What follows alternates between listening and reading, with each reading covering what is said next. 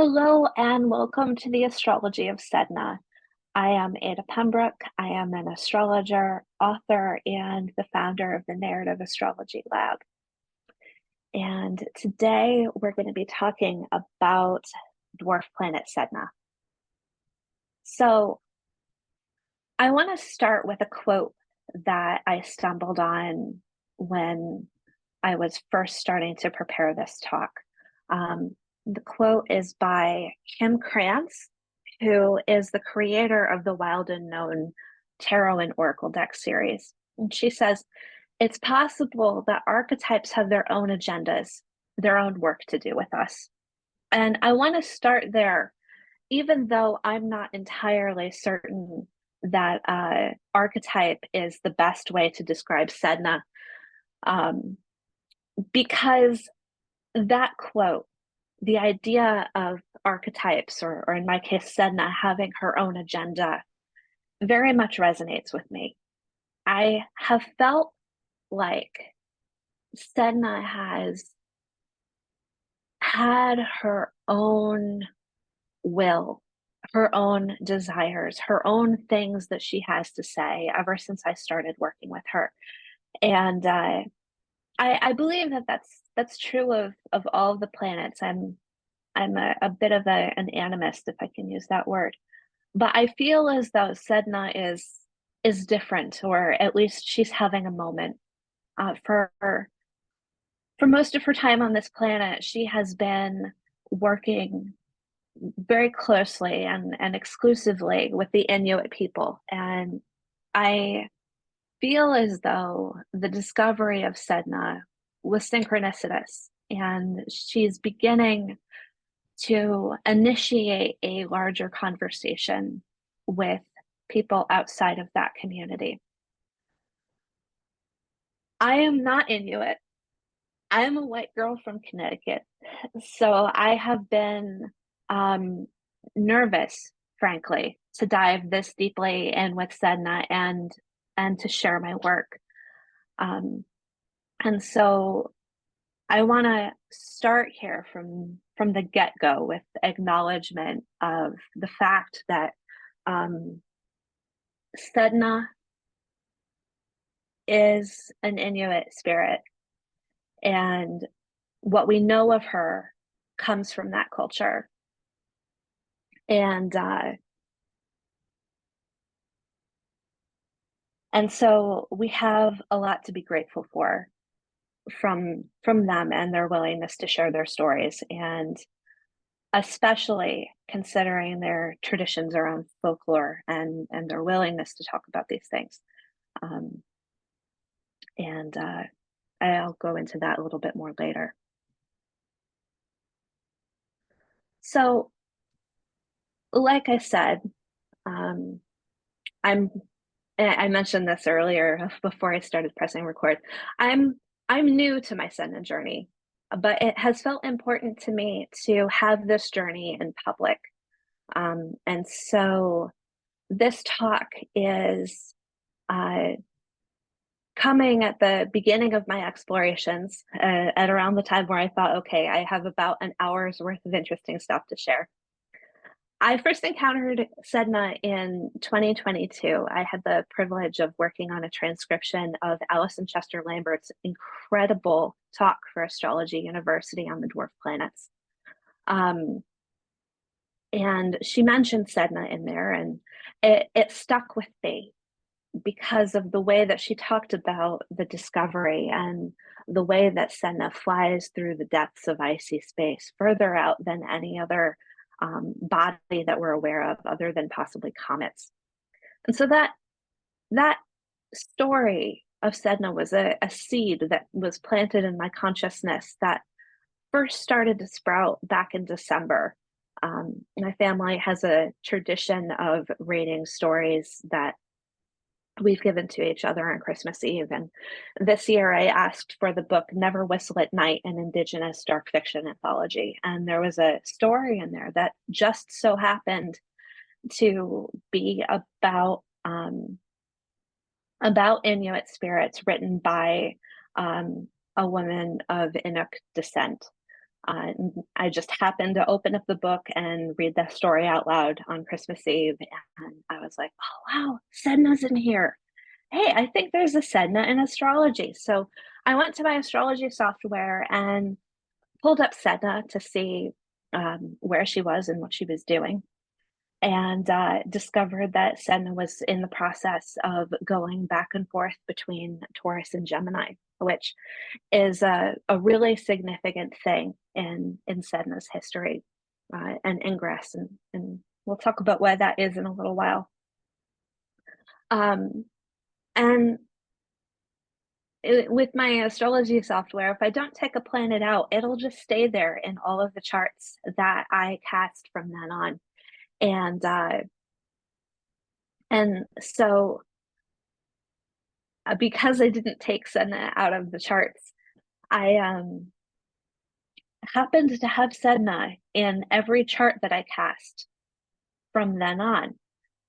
And at first, it was just kind of an oddity. I have the tendency, as you'll see when we look at my charts in a little while, to leave random objects in there that I'm curious about. And so for the first month or so, Sedna didn't do anything. She wasn't really relevant in the readings that I was doing. But slowly, over time,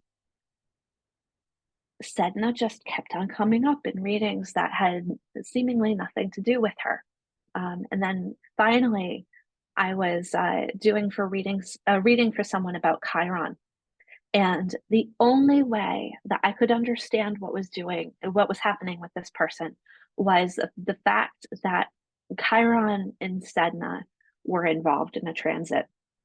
And so I paused in the reading and I said, I feel like I need to tell you the story of Sedna. Are you familiar with her story?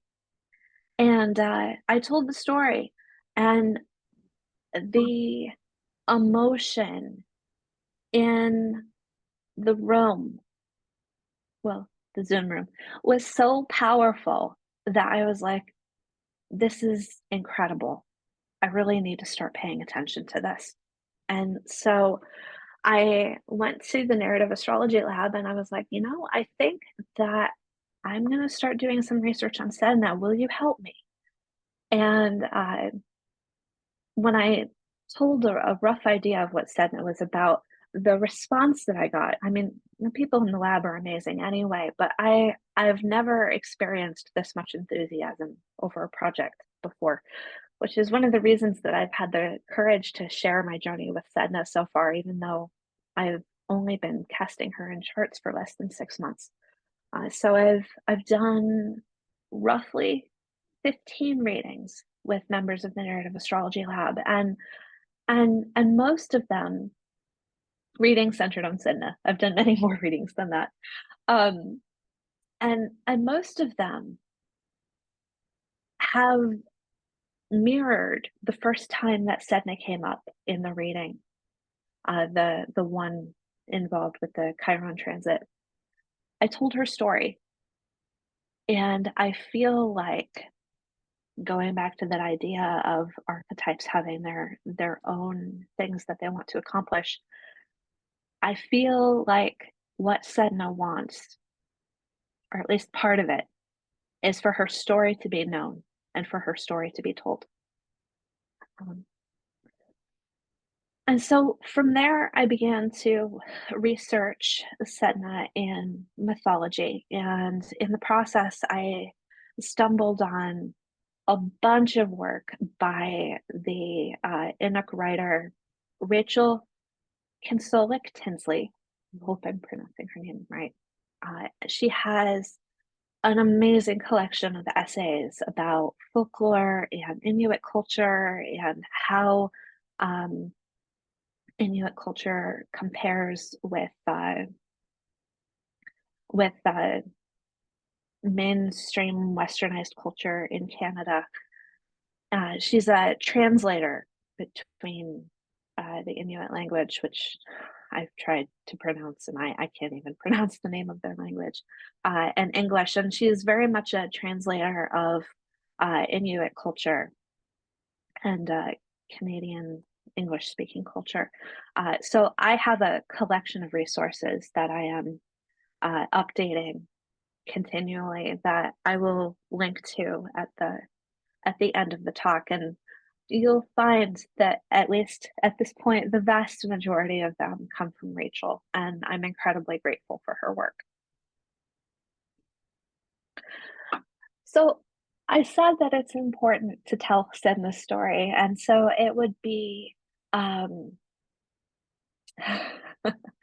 irresponsible of me to do anything other than start this talk by talking about Sedna's story.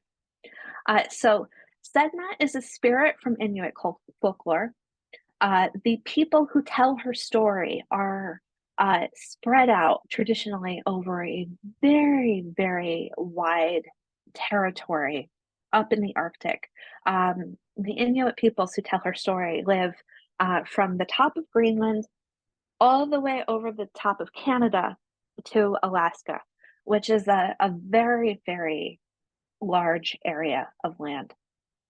And in the folklore, she's the guardian of sea mammals. And the people who tell stories of Sedna and who work with Sedna are people who have traditionally relied on sea mammals as their main, perhaps even their exclusive source of food. And so Sedna has a very huge role in the folklore of these people, even though we only really have one story of Sedna. I say one and then I hem and haw, and the reason for that is because there are many versions of Sedna's story. As you would imagine, having people spread out over so wide an area, the story would really have a chance to change and evolve and develop its own local flavor, and that's exactly what happened. And it's interesting to me because as I've studied as many different versions of Sedna's story as I can find, it's as if all of the stories, at least the ones that I've found, have the same vision at the core, as if each of the people groups involved saw the same thing, but their interpretations of what they saw vary. So each of these stories starts us out, well, the core of the story anyway, starts us out in this scene. A father and his daughter are in a boat and they're rowing furiously, and then a storm comes up. And the father stands up in the boat, throws his daughter over the side of the boat, and tries to row away. Now, the daughter is a strong swimmer, and she manages to swim back over to the side of the boat. She grabs the side of it, trying to climb back in, pleading to her father to pull her back in. And instead of pulling her back in, the father takes a knife or an axe and cuts off her fingers. Sometimes in the story, it's so gruesome that, and she's so strong and so desperate that he has to cut off each of her knuckles until there is no human way for her to hang on to the side of the boat. And she sinks down to the bottom of the sea. Now, what differs about these stories is that they all have different beginnings. They all have different ways of explaining how and why the father and daughter came into this situation and explaining the motivation for why the father would do such a horrible thing. Some of the stories say that it was a necessary sacrifice, that the father was sacrificing his daughter to the spirit of the sea so that the spirit of the sea would allow him to continue his journey safely. Some say that he was panicked by the storm and he did something stupid. Some say that the daughter was evil and so she deserved it. What all of these stories have in common, if you put them all together and zoom out a little bit, it's that all of these stories map the different ways that people have of coping with horror. They're coping strategies, essentially. They're the ways that we manage to go on with our lives in the face of extremity and evil. And so in each of these stories, at the end of it, um, Sedna is able to use her anger as a source of power. The fingers that she lost become the sea mammals, which, as I mentioned earlier, become the food from the Inuit people. And she floats down to the bottom of the ocean where she becomes the queen of the Inuit underworld. Um, Interestingly, it's not the the heaven or hell or everlasting underworld. Um, it is this place that, in traditional Inuit folklore, they say that people go after they die for a year. And during that year, they go through this purification process that readies them to go to the place where the dead ultimately go, which is on the moon.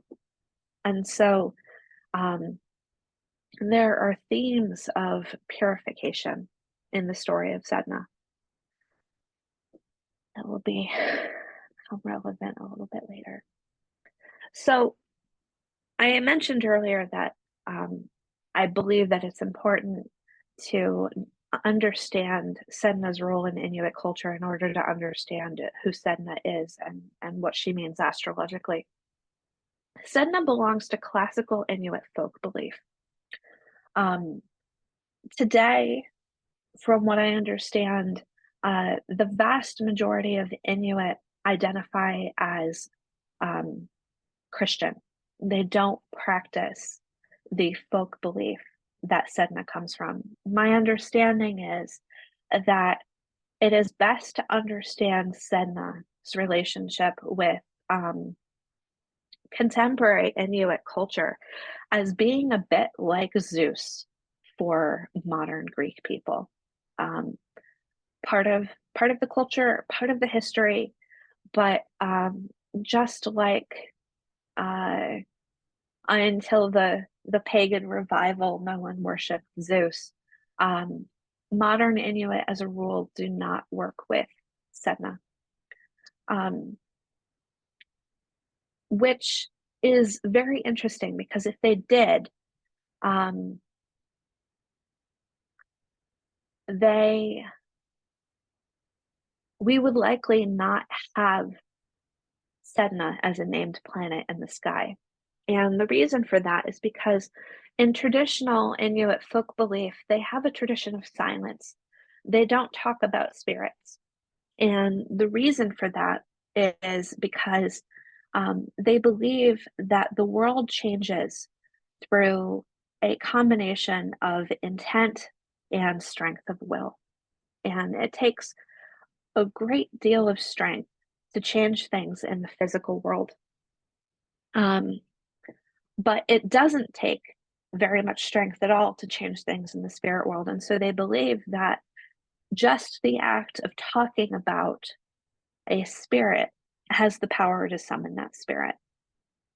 Um, and so because Sedna is so associated with anger, they would not talk about Sedna at all except under extreme circumstances.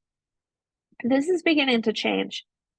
And it's beginning to change because of the fact that the vast majority of Inuit do not practice their traditional folk beliefs or folk practices.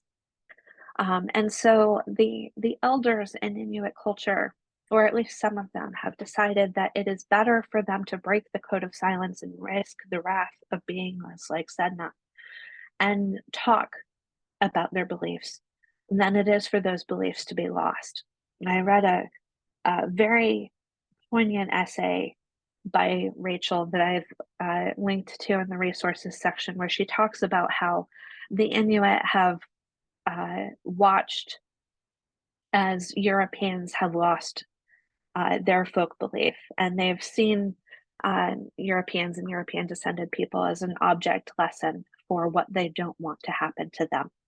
And so that has significantly shaped their relationship with their own folklore and their willingness to share their folklore with the world. And interestingly, if that hadn't happened, um, the discoverer of Sedna, Mike Brown, would not have known that Sedna existed, and Sedna would have been named after someone else. Um, so the Inuit uh, do not worship Sedna, and this is actually the Inuit relationship with their spirits is actually a very uh, controversial topic in discussion of Inuit culture, um, in translating Inuit culture for English speaking audiences, and in the field of anthropology. Because the Inuit have a very, very strong tradition of spirit work, but they do not worship in the sense that we tend to think of it. And so there's a big debate about whether Sedna should be seen as a goddess or not. If gods and goddesses are beings that are worshipped, then Sedna isn't a goddess. But what do you do with spirits that are powerful and are propitiated? Um, I tend to call her a goddess out of a sign of respect, um, but many people disagree, and I can see arguments for both sides. Traditionally, the Inuit relationship with Sedna is intermediated by shamans. In Inuit culture, shamans are not priests. And this comes back to this idea of worship, right? Because the Inuit don't worship their spirits, it really doesn't make sense to see shamans in religious terms. And by the way, um, Rachel and other articles by Inuit people that I have read use the word shaman, which is why I feel comfortable using the word shaman here myself. So the Inuit shamans would appeal to Sedna to release sea mammals when hunting was bad. And that was their primary interaction with Sedna. She was seen as the guardian of sea mammals. Because the sea mammals were part of her body, she had a great deal of um, control over where they went and how many there were and their life cycles and so on. And so when hunting was bad and they had no other options whatsoever, the shamans would go into journey and they would go down to the bottom of the sea with a comb and they would comb out Sedna's hair. Sedna didn't have any fingers, so she couldn't use a comb anymore. And while they combed out Sedna's hair, they would promise her that they would help the people to do better and reassure her that people weren't really as bad as she supposed, that not everyone was like her father and not everyone betrayed everyone. And so it was hoped that through this ritual, Sedna would have mercy and would allow the people to eat again.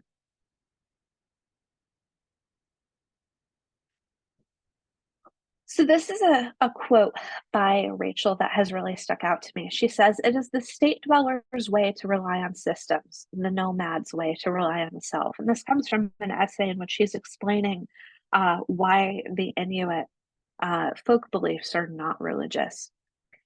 And it feels significant to me that Sedna has chosen this time to broaden her sphere of influence and come to us.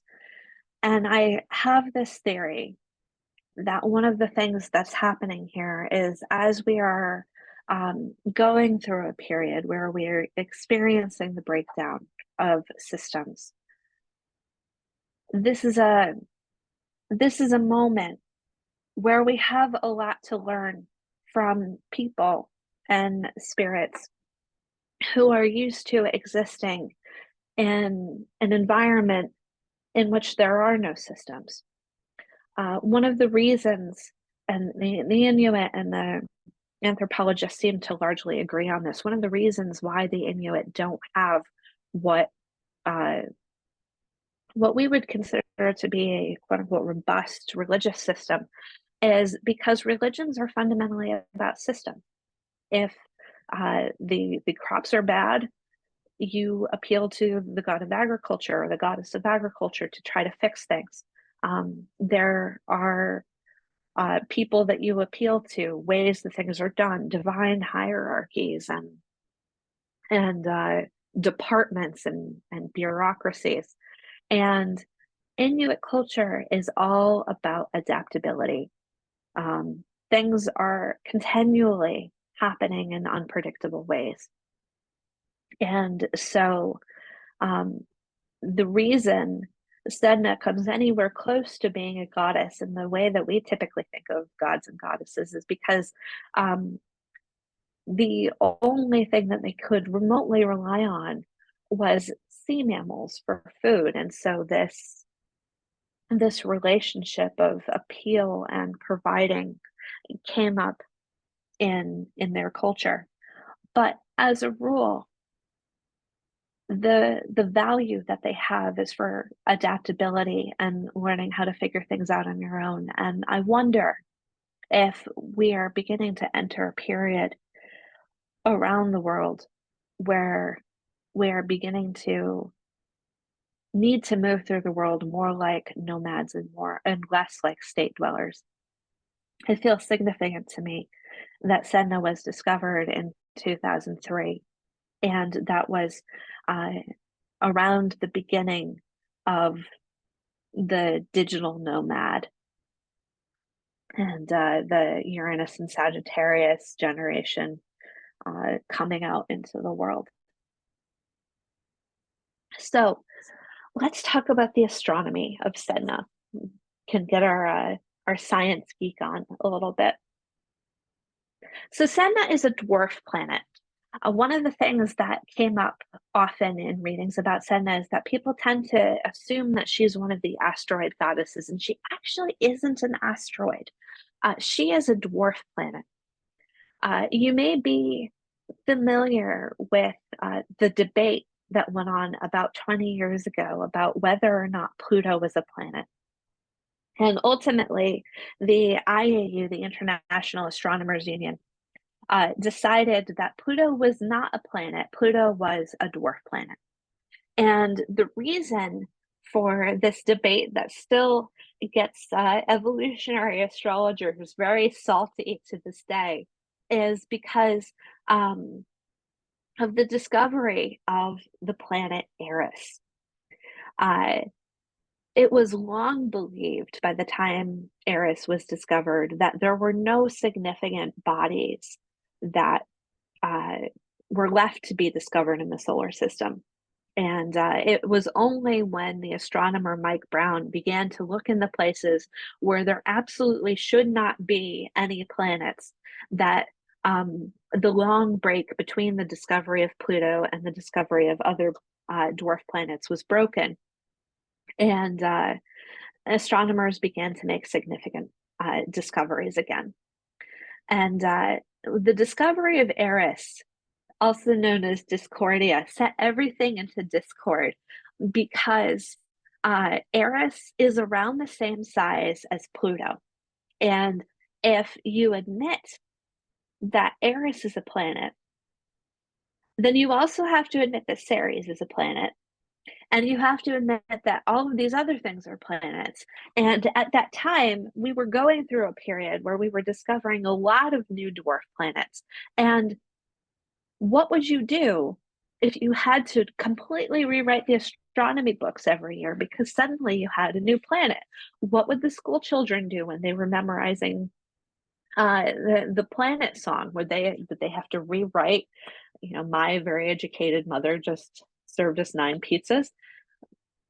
And this bothered the astronomers a lot. And so they came together.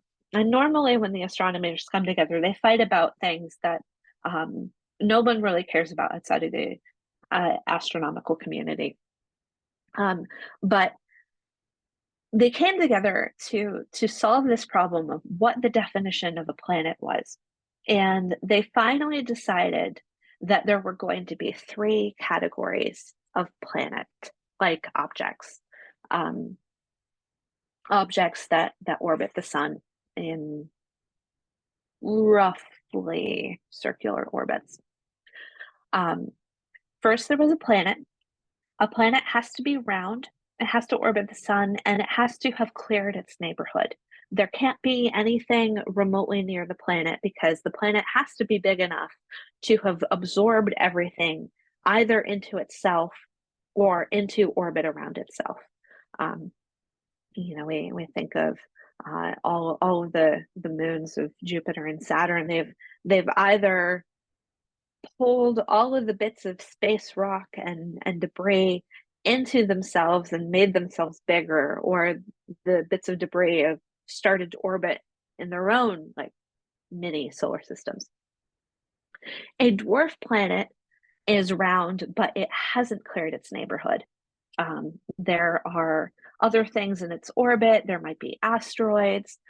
Ceres is in the asteroid belt, and one of the things that caused people to bicker was the fact that Ceres is surrounded by all of this other stuff, but that stuff doesn't orbit around Ceres. Ceres and the stuff orbits around the sun.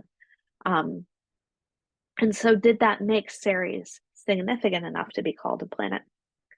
And then asteroids are not round and they haven't cleared their neighborhood. They tend to be these weird oblong shapes. And some of them aren't even solid. They're just collections of rubble that just happen to look roughly like something solid when they're not even solid at all. One of the interesting things about dwarf planets, and the thing that makes dwarf planets themselves, in the words of Alison Jester Lambert, is that dwarf planets are about having close neighbors. The planets rule because they're the only ones there. They have either pulled everything around them into themselves, like like egotistical kings, or into their orbit. And the thing about dwarf planets is that they have to learn how to exist with other bodies in the same space. And so dwarf planets are not part of this hierarchical system of planets that we have. They have fallen into a way of being in the universe in which they exist with others and exist in relationships with others without the dwarf planet being at the center of some kind of hierarchy. So fundamentally, dwarf planets are about community. So the dwarf planets that we know so far, most likely, there's a bunch of debate about this, and NASA doesn't even think that Sedna is a dwarf planet, but the vast majority of astronomers around the world do think that Sedna is a dwarf planet. So the dwarf planets that are generally agreed upon are Ceres, Pluto, Quaoar, Sedna, Haumea, Eris, Makemake, and Gonggong. Sedna was discovered by the astronomer Mike Brown.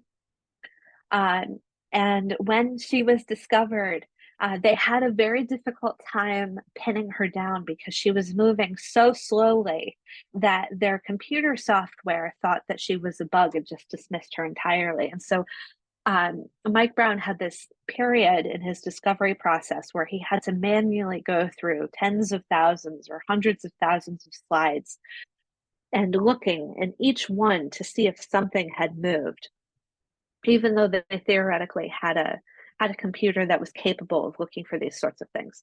And when he was starting to zero in on the existence of Sedna,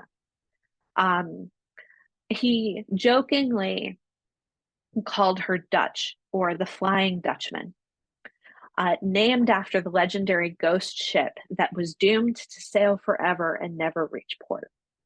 Now, this is significant astrologically because at the time that Sedna was discovered, Sedna was in Taurus, and homelessness or an inability to connect with home has been a major theme for people with Sedna and Taurus. But talk about that a little bit on from here. And so when it finally came time to name Sedna, Mike Brown chose the name Sedna because he had this vision of an icy goddess flying through the depths of space. And so he reached out to the internet looking for goddesses that were in the Arctic region, but he was looking for the goddess that was closest to his home in Pasadena. And he found an inaccurate Google search that told him that the closest goddess was Sedna. And so here's another example of Sedna seeming to have a will of her own, pushing her way to the front of the line, even though there should have been somebody else that this planet was named for using the search criteria that Mike Brown used. Sedna is one of my favorite things about her, and one of the things that I think is the most interesting, is that she has an 11,500 year cycle. The asteroids in the asteroid belt, they have like a 5 year cycle, maybe a 10 year cycle. Sedna goes so far from the sun that it takes her 11,500 years to make one complete orbit. When we're talking about the Sedna cycle, we are quite literally talking about geological time. These are very, very, very long time scales. To give you an idea of how long these scales are, the last time Sedna was in Taurus, and Sedna literally just left Taurus for the last time in April, cows hadn't been domesticated yet. The only bulls that we had at that time were wild bulls. 11,500 years ago was the end of the last ice age. The younger Dryas was coming to an end. It was the beginning of the Neolithic Revolution. Human beings were beginning to discover agriculture. And the Neolithic Revolution was so revolutionary. The sudden domestication of crops and animals shocked the world so much that we have our first evidence of human-caused climate change from this time. The clearing of forests and the domesticating of animals changed sediment rates in the Dead Sea to such a degree that when you drill out sediment cores in the Dead Sea, you can see the moment when humans started to farm. And so it feels significant to me that we're coming to the same point in Sedna cycle, and we are once again beginning to talk about human-caused climate change and the possibility that we might be moving into a new geological epoch once again. So Sedna, like I said, goes very, very far away from the sun. But her orbit is quite strange. And this is one of the reasons why astronomers had a very difficult time pinning down dwarf planet Sedna. At first, when they saw how elongated her orbit was, they were like, this has to be a comet. This cannot possibly be a planet. Sedna travels well into the heliopause. The heliopause is the line at which the influence of particles from interstellar space are more powerful of an influence than the sun. So Sedna orbits the sun. She's dancing that dance, but she goes out so far from the sun in this very long and narrow orbit that the sun isn't the strongest influence on her anymore. And so I mentioned earlier that Sedna's discovery was only possible when Mike Brown stopped looking at places where planets could possibly be and started looking in places where planets couldn't possibly be. And the reason why scientists thought that it was impossible for Sedna to exist was because the only model that they had for how planets could get so far away from the sun, and this is the case for all of the trans-Neptunian objects, all of the objects out past Neptune, is that As the solar system was forming, uh, Jupiter and Uranus, or was it Uranus or Neptune? One of them, definitely Jupiter, because Jupiter is so big, caught some objects in their gravity, but for some reason, the objects weren't able to be pulled into orbiting those big planets. Instead, they were slingshotted out into the depths of the solar system. And so, because they had this theory, they had looked all of the possible places that you would expect a planet to be if they were slingshotted out from those big planets. But when he started looking out in these places that it wouldn't have made sense for a planet to be slingshotted out to, he discovered Sedna. The only way that we can explain Sedna's very wide orbit is if when the sun was young and being formed, the sun was part of a nursery of stars. The sun wasn't all alone the way the sun is today. And so if in the early days of the sun's forming, that nursery began to drift apart, pulling Sedna away from the sun. That's the only way that we can possibly, with the knowledge that we have today, explain how Sedna could have the orbit that she does. And so Sedna's discovery shook this idea of the sun as the single point of light at the center of everything. And all of a sudden introduced this idea of the sun being part of a community of stars, which raises a very important question for astrology. What does it mean if the sun, the ego, the solitary sense of self, the central narrative around which we orbit is not one, but many? I feel like that's something that we could talk about for a very, very long time, and I hope that we will on Discord in the Narrative Astrology Lab.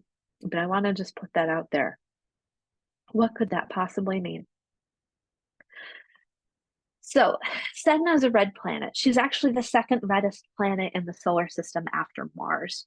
The reason why Sedna is red is not because she has iron in the surface or any kinds of minerals. It's because of the presence of these particles called tholins. And in current scientific theories, tholins are believed to be the building blocks of life. If you get some tholins and some water and some lightning, you get amino acids and monocellular organisms. And so the idea of Sedna being the source of life for the Inuit people, because she has created the sea mammals from her body, has this clear synchronicitous analog in the very makeup of the planet Sedna herself. And this was not something that was known when Sedna was named. This is something that was discovered years after the naming of Sedna. So I think that that's super cool. All right, finally, with about 15 minutes until our end of the lecture, we're finally getting to Sedna in astrology. So in my research so far on Sedna's themes, and like I said earlier, this is tenuous. I have not done nearly as many Sedna readings as I would like to do, and I very much hope that I will have the privilege of updating these things as I get to talk to more people about Sedna. But so far, the things that are coming up when we talk about Sedna in the charts of people who have Sedna prominently are child abuse or neglect. I have had more conversations about narcissistic parents since I've started doing Sedna readings than I have in the last 15 years, which is saying something. Advocacy and anger, demanding respect, losing and finding yourself, something that came up in a reading that has really stuck with me ever since the person in the reading said it was, I went away from my own star. Sedna goes out into the depths of space, and this person felt as though they had a disconnect from their own sun that they've had to recover in the area of life influenced by Sedna. And the idea of translation. Sedna translates the Oort cloud. She goes out into this icy sphere around the sun, the place where comets come from. And then she comes back into the inner solar system. And she actually comes closer to the sun than Helmia and Eris. Not quite as close as Pluto, but rather close. And so there's this going out and coming back and going out and coming back. It did not surprise me at all that the person who metaphorically presented themselves as being the best resource on Inuit culture that I could find was a Inuit English translator. I'm gonna fly through this. I'm gonna make sure that everybody has access to the slides when I share the recordings. But Sedna was discovered on November 14th, 2003 at 10:32 p.m. in San Diego, California. And things that I want to point out about the discovery chart. The sun in Sedna's chart is in 4th house Scorpio, conjunct the south node. Sedna herself is conjunct the north node up in 10th house Taurus. So Sedna is very much tied into the nodal axis. And Sedna's discovery chart has a stellium in Sagittarius that just seems to grow the more things I throw at her chart. In this chart, she has a stellium involving Mercury, Psyche, Venus, Eros, and Pluto. And as I was putting the slide together, I was doing some last minute editing of these slides right before the talk. I noticed that I had left out Ceres, which is something that oddly happens a lot for astrology software that is theoretically not supposed to drop planets unless I actively drop them. Ceres is in 12th house Cancer. And that's whether it's in Hoseian houses or in Placidus. And it amuses me to no end that it is obvious to everyone that Sedna is a mother, except for Sedna. She's the only one who can't see it, if we read things that way. So this chart is fascinating. I hope that we have the opportunity to talk about it some other time, because I'm trying to blow through at least some of the rest of my material. Right now, Sedna is in Gemini. I'm recording this on May 28th.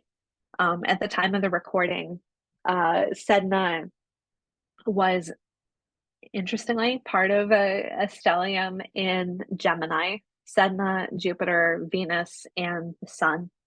11th house at the time we began recording this. So it has this talk had the same rising sign. Actually, I think almost the same ascendant, 5 degrees off from the discovery of Sedna, which I think is super cool. The sun rules both of those charts. Sedna first went into Gemini on November 23rd, 2023. And she's been bouncing back and forth between Gemini and Taurus from November 23rd to April 27th, 2024. And then she's going to be in Gemini until 2065 to 2067. She's going to spend a couple of years bouncing back between those. Now, you'll notice that that is not a very long time for Sedna to be in a sign, considering that she has an 11,500 year orbit. She is right now at the fastest part of her cycle. And from what I've been able to gather, she spends 39 years in Cancer, which is the fastest part of her orbit, and 1,500 years in Scorpio. And that Scorpio I'm not so sure on. I found some bugs, I think, in the ephemeris that Astrogold uses. So don't quote me too heavily on that, but that's what I've been able to find. But that gives you an idea of the bizarreness of her orbit. 39 years in one sign, 1,500 years in another one. Whether that's strictly accurate or not, the degree of difference is accurate and incredibly striking, in my opinion. So for most of the people that I have talked to, because I was born in the 80s, um, we have Sedna in Taurus. Sedna was in Taurus from 1965 to 2023, 2024.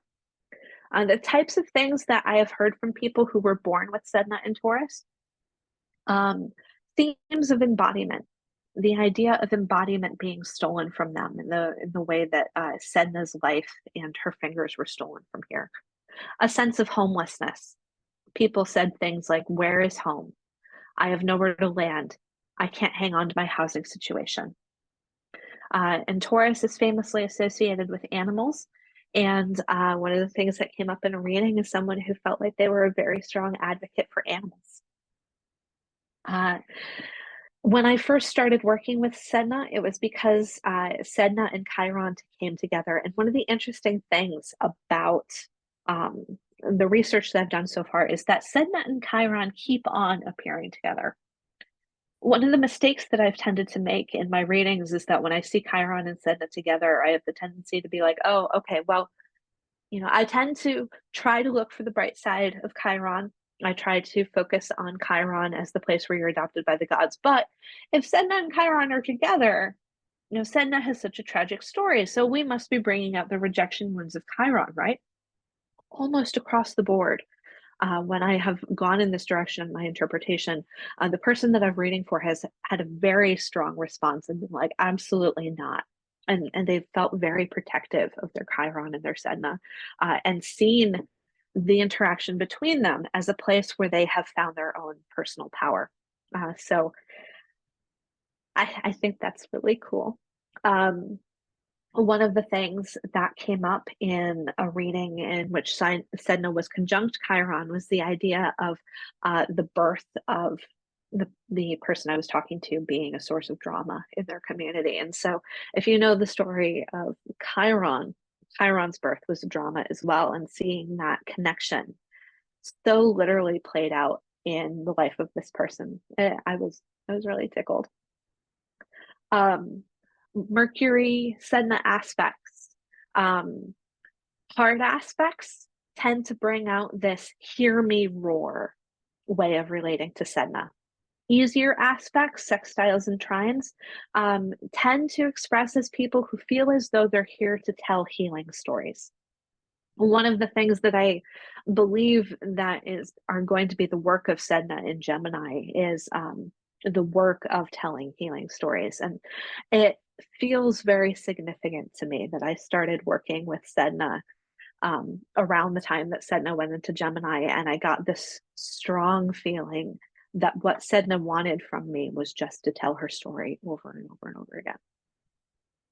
Sedna and Venus, I would like to talk with more people who have Sedna Venus aspects, because I have not come up with very many yet, which is interesting, because Venus is the ruler of Sedna and Taurus. So I would have expected there to be more of a relationship between Sedna and the ruler of Taurus. But if Sedna is breaking down hierarchies and systems, maybe she's breaking down the system of rulership too. I don't know.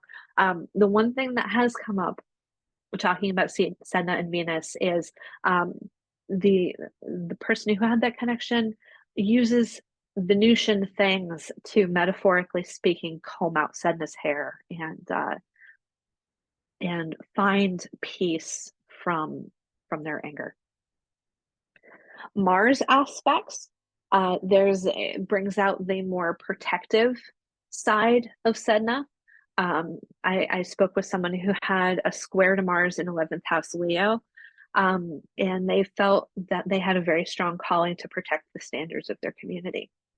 I talked with someone else who has a square with Mars in first house Leo, and this person very much felt like they moved through the world with anger, but with a smile.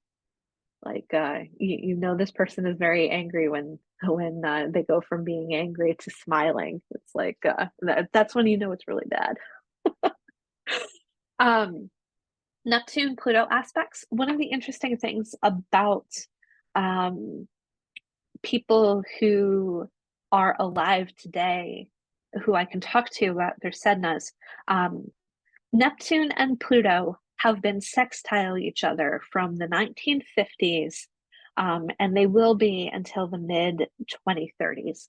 So just about everybody that I could talk to about Sedna has this aspect between Neptune and Pluto, which means that the odds are much higher that if there is an aspect between Sedna and either Neptune and Pluto, there will be an aspect between Sedna and the other one. With people I talk to who have aspects between Sedna and Neptune and or Pluto, they have generally had very strong journeying experiences, or an interest in shamanism of some kind, or they've had a very strong sense that if they had the courage to explore journeying, that it would be like falling off a cliff for them, that it would, you know, they wouldn't be able to explore in the shallows, they would be diving to the depths of the sea like Sedna. I have spoken to more people than I expected who have had relationships between Sedna and the fifth house, which tickles me because the fifth house is the house of children, and Sedna's story is about child abuse, essentially. Not that I'm tickled by child abuse, obviously, just the correlation. One person I talked to had Sedna conjunct Ceres in the moon in the fifth house, and this person said that they felt as though their sense of fun was stolen by their parent when they were growing up. That's the thing that they've had to heal. Another person had eighth house Sedna square the fifth house Chiron and said that they had a hard time playing. I spoke to a few people who had Sedna in traditionally seen as vocational houses. One with Sedna in the 10th said that they felt a call to advocate for others. Another had Sedna in the 6th and had a strong role in their professional life advocating for women in the workplace. Sedna in the 8th came up a lot, which is not surprising considering Sedna is an underworld goddess. People with Sedna in the 8th have said that they felt like Sedna represented things that they should have gotten from other people. The search for intimacy, a call to work with the dead, which went along with the fear of water. I sense that if you get close to deep water, you'll get sucked down to the depths with Sedna. A role advocating for the small and overlooked, or protecting the vulnerable and slow, like seals.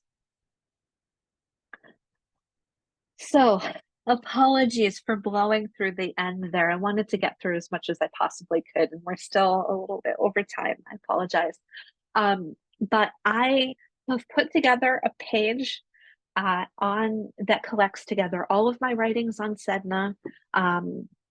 You'll get a recording of this, or you have it, obviously, if you're watching this. But the recording will be available as well. You can sign up for Sedna readings there. All of the resources that I've found for Sedna will go up there and stay updated.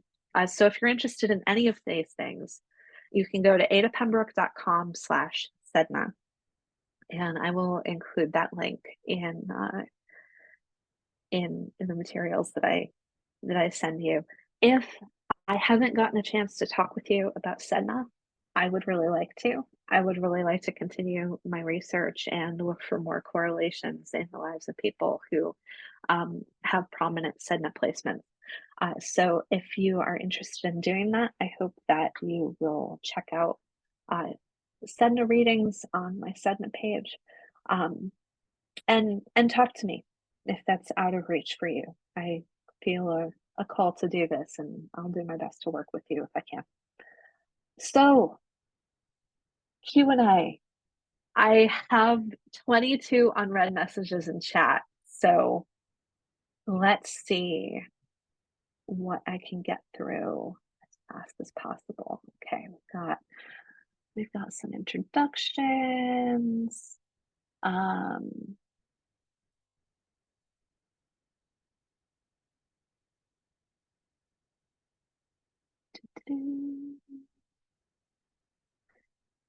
Asha said, I love the wildness of Sedna. Oh, me too. Me too. Jay points out that tricksters are appearing. Puzzly is excited that dwarf planets are getting the recognition they deserve.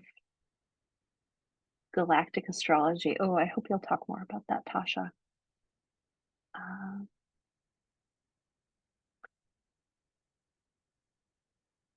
Oh, you have Sedna opposite Venus and Pluto. Oh yeah, we talked about that. I don't know why that didn't end up in my discussion here. So Jay wants to know what orbs I use for Sedna. So far, this is an area that I have been continuing to explore and refine. I have found that I experience Pluto transits with an orb of 5 degrees. I hate it. So I have been using 5 degrees as the smallest orb that I use for any of my work, which is a nice round number for my Taurian love of simplicity. But I expect that will evolve as I do more work. I say this every time we talk about orbs, and I'm going to continue to say it until everyone tells me to stop because I think that it's important. I believe, and this is something that I got from Stephen Forrest, that the right orbs are the right orbs for you. And the only way you know what orbs are right for you is to pay attention to transits. If you feel transits 5 degrees out, 10 degrees out, 15 degrees out, if you feel, solar transits at 20 degrees and Pluto transits at 0.5 degrees, like those are the right orbs that you should use. And I try to honor that in my readings with people and get a sense of what their orbs are, because it doesn't matter what my orbs are if we're talking about your chart. That's a really good question, though, Jay. Thank you for giving me the opportunity to get on my soapbox about orbs. Any other questions? All right. That's the question. I'm just screaming. Has Sedna felt combative with Jupiter? I have not experienced that yet, but we're very much in a blue sky phase with Sedna. So if you feel like that's something that's happening in your chart, we should definitely talk about it. Oh, Anya, you came on after I saw it. I'm so glad that you were able to come. Thank you, thank you. Jupiter and Sedna are square in Puzzley's chart, so they're curious about that as well. The first thing that comes to mind is that whole thing about how we use Jupiter to slingshot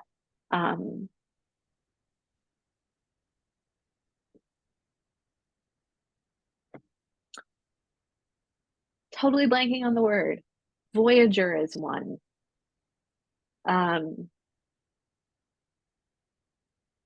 But the way that Jupiter's gravity can be used, probes, thank you. The way that we use Jupiter's gravity to slingshot probes out to outer space. One of the challenges that we have astronomically is getting things out of the solar system. You need a lot of gravity and momentum to keep something from just falling into orbit around the sun or one of the other planets. And so you can use the immense gravity of Jupiter to get something moving so fast that they will just sail out of the solar system and keep going, which is what we did with the Voyager probes. And so I feel like there's some kind of connection there with Jupiter's gravity and its ability to slingshot things out into the realm of Sedna, and Sedna's significations. I I'm not sure how to connect those dots just yet. Sedna and Jupiter didn't really come up in readings that I've done, so you and I should definitely talk about that puzzling. All right, so yes, so you can slingshot things out to the Oort cloud, and Sedna is the liaison for the Oort cloud. So that's what she's translating. Oh, I'm so glad that this is helpful to you, Francis. I'm so glad. All right, so I should wrap this up. Thank you so much to everyone who was able to come to this talk. Um, I really appreciate you being here. Thank you to everyone who's watched the recording. And I look forward to talking with you more about Sedna soon.